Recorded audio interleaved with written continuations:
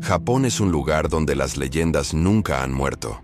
En pueblos rodeados de bosques, túneles abandonados y carreteras vacías, siguen apareciendo criaturas que muy pocos se atreven a mencionar. En este iceberg vamos a descender por 8 críptidos japoneses, desde los más conocidos hasta los que solo se cuentan en aldeas remotas.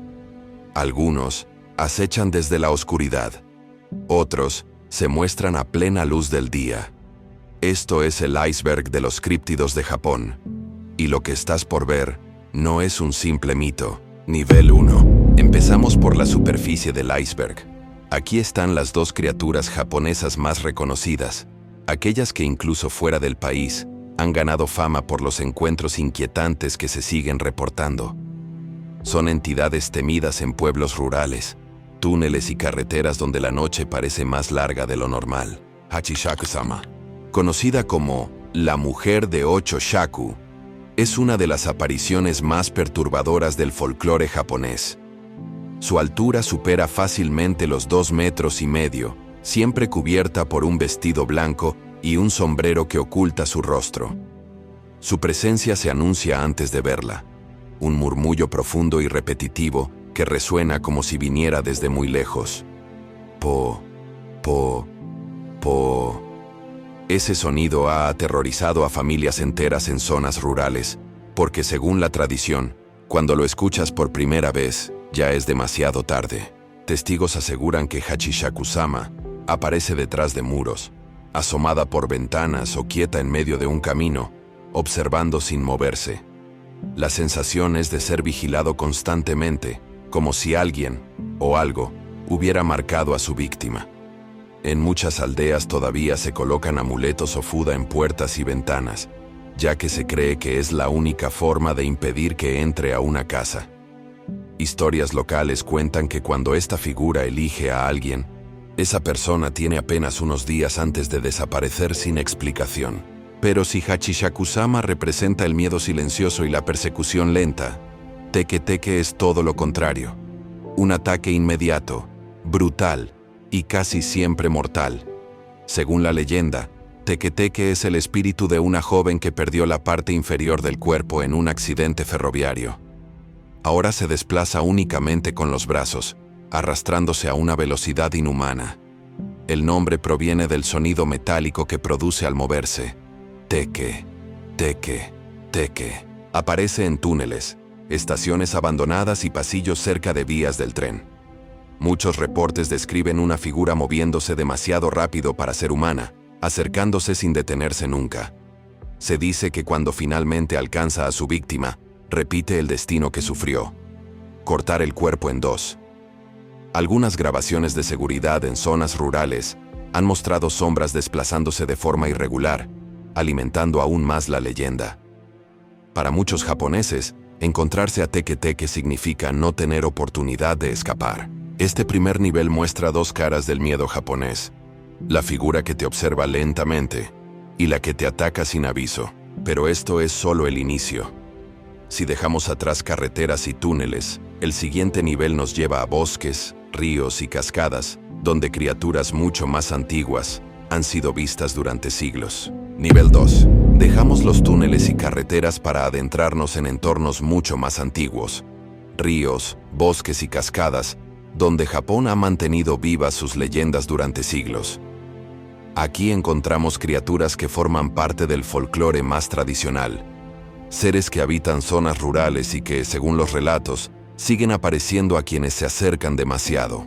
El Kappa es uno de los críptidos más antiguos de Japón y también uno de los más temidos en zonas montañosas. Se describe como un ser anfibio con forma humanoide, piel verdosa y una especie de cuenco en la cabeza lleno de agua. Ese cuenco, según la tradición, es la fuente de su poder. Si se derrama, el Kappa pierde la fuerza y huye. Vive en ríos y lagos, especialmente aquellos que están rodeados de vegetación densa. Durante generaciones, los habitantes de pueblos rurales han advertido a los niños que no jueguen cerca del agua sin supervisión. Muchos relatos hablan de sombras que se mueven bajo la superficie, intentando volcar pequeñas embarcaciones, o manos escamosas que aparecen repentinamente al borde del río. Aunque a veces se le describe como travieso, la mayoría de historias coinciden en que un encuentro cercano con un kappa puede ser mortal. En algunos templos incluso se guardan supuestos huesos de estas criaturas, conservados como recordatorio de los peligros del río. Pero no toda amenaza en la naturaleza japonesa procede del agua. En los bosques, especialmente cerca de cascadas y puentes antiguos, aparece Jorogumo, la mujer araña. Este ser es capaz de tomar la forma de una mujer joven y hermosa para atraer a viajeros solitarios. Se dice que utiliza su belleza para capturar la atención, llevando a su víctima hasta una cabaña abandonada o un rincón aislado del bosque. Es en ese momento cuando revela su verdadera forma, un enorme arácnido cubierto de pelos finos y con colmillos que inyectan un veneno paralizante. Una vez atrapada la presa, Jorogumo utiliza hilos casi invisibles para inmovilizar a su víctima antes de devorarla lentamente. En varias regiones de Japón existen leyendas específicas sobre Jorogumo, asociadas a cascadas famosas, donde supuestamente desaparecieron viajeros sin explicación. Incluso hoy, excursionistas narran encuentros peculiares con mujeres solas en zonas montañosas que, según ellos, parecían moverse de una forma ligeramente antinatural antes de desaparecer entre los árboles. Estos seres representan un Japón antiguo, donde el entorno natural no solo era hermoso, sino también peligroso e impredecible. Ríos, montañas y bosques siguen siendo escenarios de relatos que se niegan a morir. Pero si estos críptidos ya resultan inquietantes, el siguiente nivel nos lleva a algo mucho más perturbador. Entidades cuya amenaza no es física, sino psicológica. Nivel 3. Aquí dejamos atrás a los seres físicos para adentrarnos en algo mucho más perturbador. Apariciones que no necesitan tocarte para destruirte. Espíritus que no buscan causar daño corporal, sino sembrar miedo, confusión y terror psicológico. Este nivel del iceberg es donde las historias se vuelven más silenciosas, más íntimas y mucho más difíciles de olvidar. El no-perabo es uno de los yokais más inquietantes porque su poder no está en su fuerza, sino en lo que provoca mentalmente. A primera vista parece una persona normal, alguien caminando por un sendero, un monje frente a un templo, incluso un familiar que te saluda en medio de la noche. Pero cuando te acercas o le hablas, su rostro comienza a desvanecerse. Primero desaparecen los ojos, luego la nariz, después la boca, hasta que queda completamente liso, como si alguien hubiera borrado sus rasgos con una mano invisible. Este yokai no ataca físicamente, se limita a observar, silencioso, y luego se desvanece lentamente entre la oscuridad. Los relatos aseguran que aparece en caminos rurales, escaleras de templos y callejones donde el silencio parece demasiado profundo. Muchos conductores japoneses dicen haber visto figuras sin rostro al borde de carreteras montañosas, solo para descubrir que desaparecen cuando se acercan lo suficiente.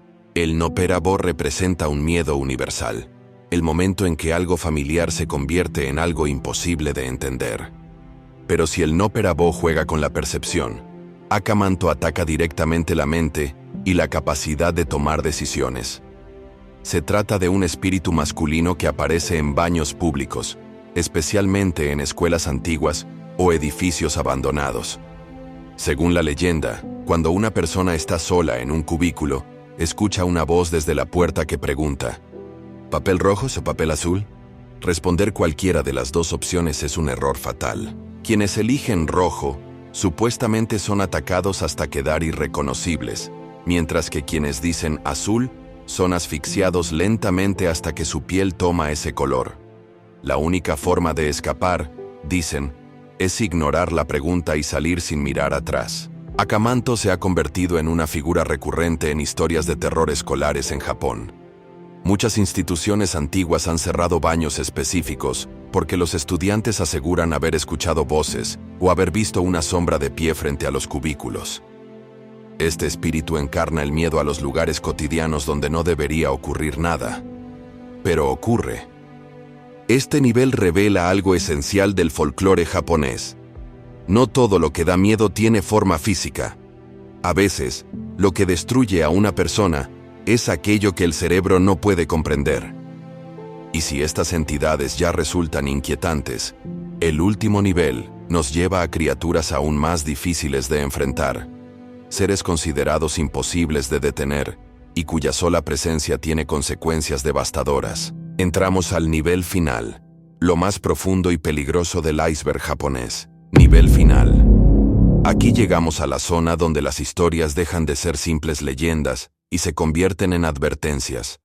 Son criaturas que los japoneses consideran extremadamente peligrosas, ya sea por su naturaleza física o por su poder espiritual. Lo que vas a escuchar ahora pertenece a lo más oscuro del folclore del país. El Tsuchinoko es uno de los críptidos más esquivos de Japón. A diferencia de otras criaturas, no proviene únicamente de relatos antiguos. Existen reportes modernos, huellas registradas y videos borrosos grabados en zonas montañosas. Se describe como una serpiente gruesa, con el cuerpo más ancho en el centro y una cabeza pequeña.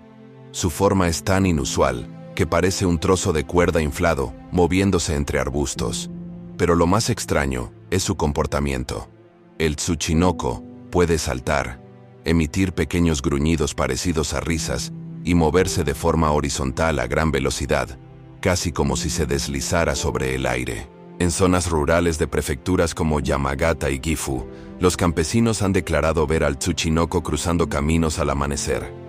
Incluso existen recompensas oficiales ofrecidas por gobiernos locales para quien capture uno vivo. Durante décadas, estas criaturas han sido observadas brevemente antes de perderse entre la maleza, dejando solo un ruido seco y la sensación de que algo imposible acaba de pasar. Su fama se mantiene porque, a diferencia de otros yokais, el Tsuchinoko podría ser perfectamente un animal real que aún no ha sido clasificado. Pero si el Tsuchinoko representa lo desconocido dentro del mundo físico, el último críptido de este iceberg es la manifestación más peligrosa del mundo espiritual japonés. El Onryo, un espíritu vengativo que vuelve desde la muerte para causar daño real en el mundo de los vivos. A diferencia de otros fantasmas, un Onryo no observa ni asusta, actúa. Su origen casi siempre está ligado a una muerte trágica, traición, abuso, asesinato o desesperación extrema. La ira del espíritu se mantiene intacta más allá de la muerte, convirtiéndose en una fuerza capaz de causar enfermedades, incendios, accidentes y desgracias a todo aquel que esté cerca. Las representaciones más conocidas son figuras femeninas con cabello largo cubriendo el rostro, piel pálida y movimientos lentos, pero la forma exacta del Onryo puede variar según el motivo de su aparición. En Japón existen templos dedicados exclusivamente a apaciguar a estos espíritus. Algunos fueron construidos en lugares donde ocurrieron tragedias antiguas para contener la energía del Onryo y evitar que su rabia afectara a generaciones futuras. Incluso hoy, en zonas rurales, se realizan rituales para calmar a espíritus que supuestamente continúan manifestándose en casas y caminos. Estos dos críptidos representan la cúspide del iceberg japonés, lo desconocido del mundo natural y lo incontrolable del mundo espiritual. Si te ha gustado este iceberg, deja un like y sígueme para que sigamos explorando criaturas aún más oscuras.